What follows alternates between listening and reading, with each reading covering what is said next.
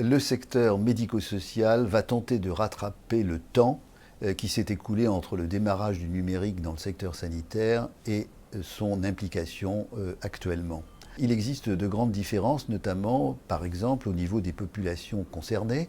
Dans le médico-social sont directement impliquées les personnes âgées, les personnes en situation de handicap, la protection de l'enfance, l'addictologie, donc des besoins extrêmement différents.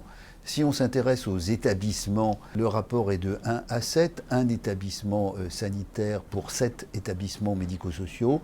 On voit bien que l'ampleur du travail mérite d'être soulignée.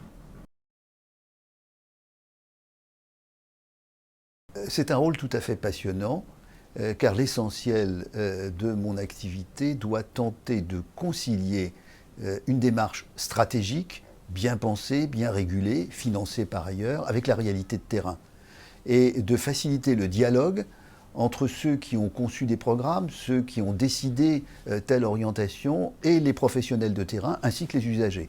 Donc ce travail de go-between est tout à fait intéressant et passionnant, avec un exemple concret qui est celui du groupe de réflexion éthique pour le médico-social que je copilote avec Brigitte Serroussi et qui a pour objet effectivement de mettre à disposition des orientations et des préconisations permettant de faire de l'outil numérique un outil performant.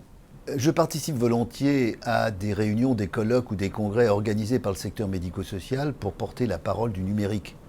Je crois que c'est important parce que sur le terrain, certains sont inquiets devant le numérique, parlent de l'électronisme et disent mais finalement on va se heurter à de grandes difficultés. En fait, il y a des réponses claires, des réponses simples, des déclinaisons pratiques sur le terrain et c'est un rôle, je dirais, de médiateur que je trouve dans cette mission pour faire concilier la stratégie nationale et la réalité de terrain.